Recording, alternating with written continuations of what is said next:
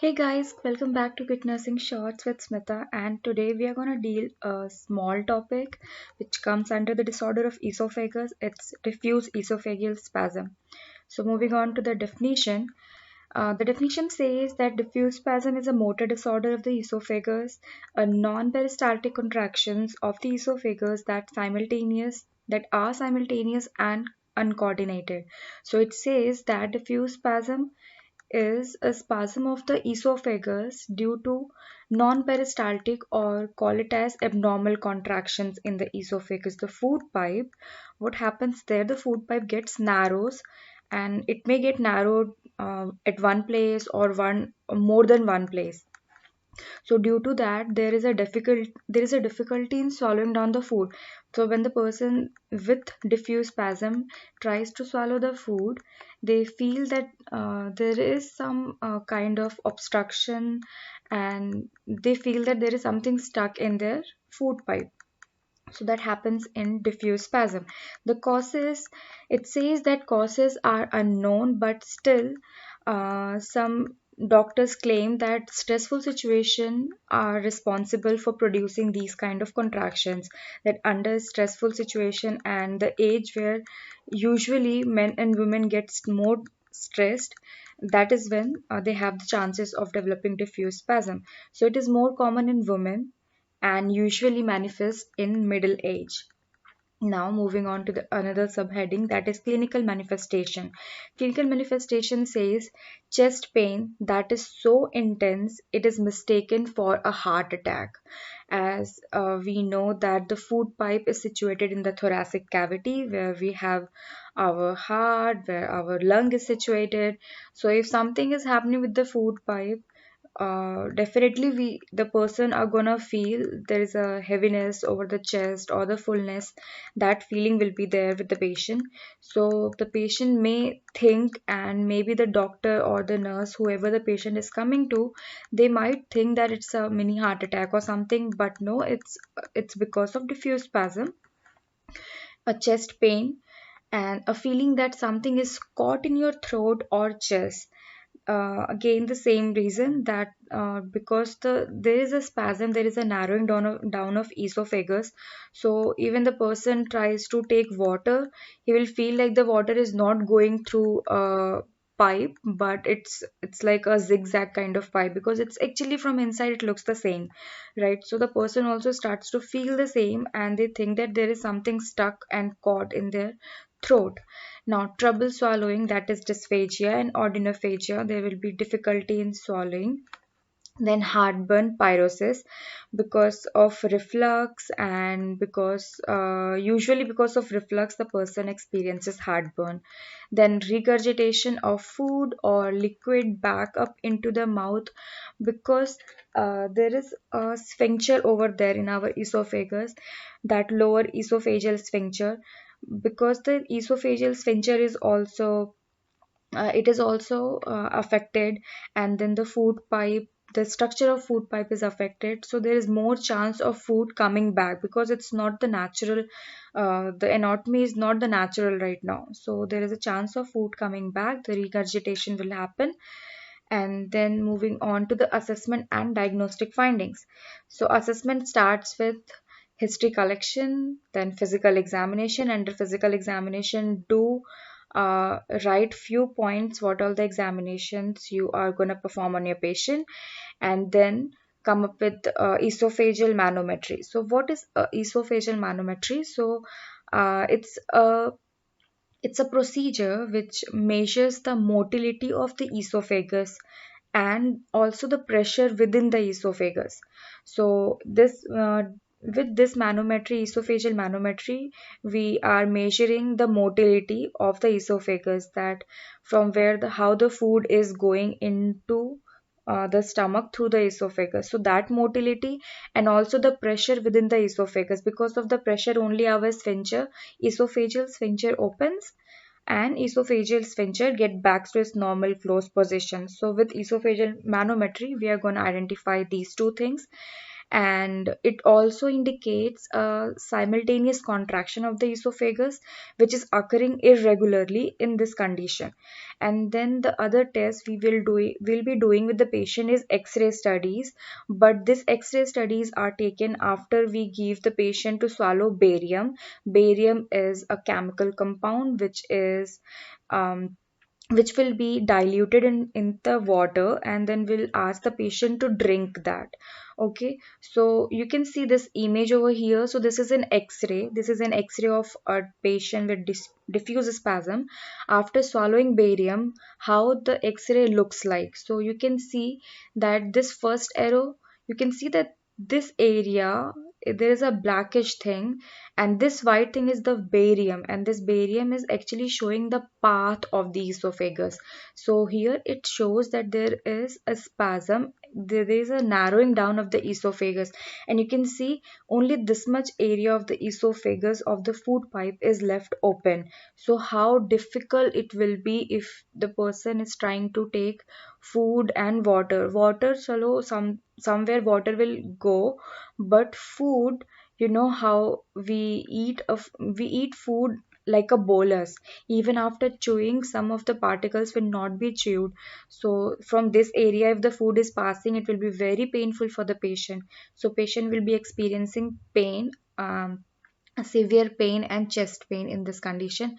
And then the barium is going smoothly till here, and then again you can see there is this side, there is a narrowing down, again this side is a narrowing down, again this side is a narrowing down, and then the barium is coming down towards the stomach. So this is how x-ray studies look after ingesting of the barium, and it gives a very clear picture where the problem is actually. So this was all about diagnostic findings. Now moving on to the management. So management, it includes conservative therapies like administration of sedatives. Sedatives, here we are providing sedatives to the patient because they are actually experiencing a lot of pain. And long acting nitrates also help in relieving pain. So these two medicines are prescribed in this condition. Then calcium channel blockers, also we have to use we have seen that some patient gets this calcium channel blocker as well in this condition. Then small and frequent feeding and a soft diets are usually recommended to decrease the esophageal pressure and also the irritation that is leading to the spasm. So here the patient is asked to eat a very small feed and frequent feeds, like we usually recommend to diabetic patients that they should eat a small and frequent diet. But here in this condition, instead of going for a normal diet, we are gonna ask the patient to consume soft diet only, or maybe liquid diet. So this is the management. Now, surgical management says there are two options in surgical management. First is dilation, and the second is esophagomyotomy. So, we'll see what dilation is. So, dilation is performed by using a progressively sized flexible dilators or a pneumatic dilation. This procedure is called. So, this, you can see this is a bogey, or this is a tube which is used for dilation. So you're going to insert this tube right into the esophagus, and then it reaches this area where our lower esophageal sphincter is located. And just we just take as an example that here in this area you have this spasm. So we have advanced this bogey into the stomach area through the esophagus. So once we reach to the affected part, just see in this picture, it's the zoom of that. So yeah, it says that here tube has reached, and you can see this white thing over here. This white thing is actually the balloon. It is the balloon. So via this catheter, this green or blue catheter you can visualize in your screen. So this via this catheter we are going to inflate this balloon, that white balloon. So when you inflate the balloon, it looks something like this. Now you can see, before, previously, when you didn't do anything, the esophagus and stomach, this area is narrowed very badly. Now, after inflating this balloon, you can see that we have made a way in here, so the food can easily go through the through this area and pass into the stomach. So this is called dilation procedure, which we do in in this condition. Then I hope this is clear. If not, then you can just Google, or you can go on YouTube, just search for dilation procedure and look at, just have a look on this. Okay.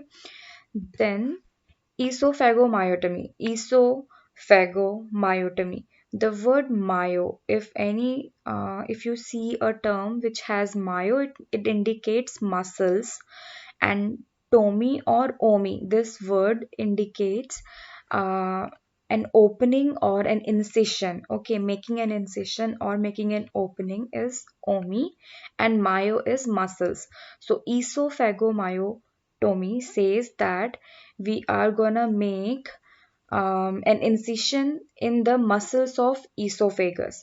So here is the image of esophagomyotomy. In esophagomyotomy, you can see this first picture right here.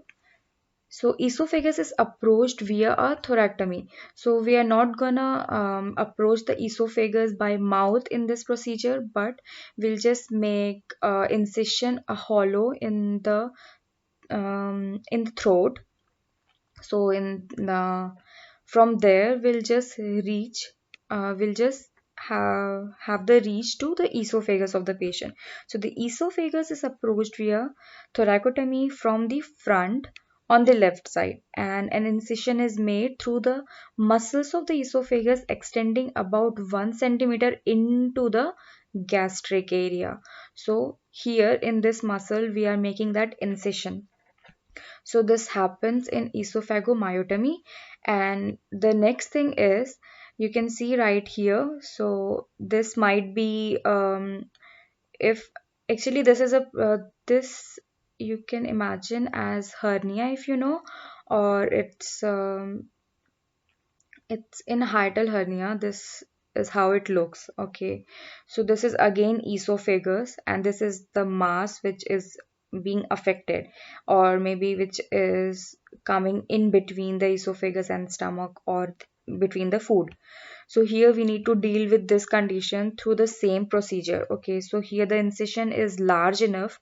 So here we'll be making an incision. So this incision will allow this pouch to come outside. Okay, maybe to come one side, maybe at the esophagus side, or maybe at the um, down at the stomach side. Okay, so this separation of the muscle fibers relieve the narrowing at the lower end of the esophagus and permits the patient to swallow normally again. So via this procedure, the patient will again have the normal swallowing pattern. Okay, I hope this part is also clear to you all. So moving on to the nursing diagnosis. So nursing diagnosis is imbalanced nutrition less than body requirements related to difficulty in swallowing. So this imbalanced nutrition happens because there is a difficulty in swallowing, so it is less than body requirement.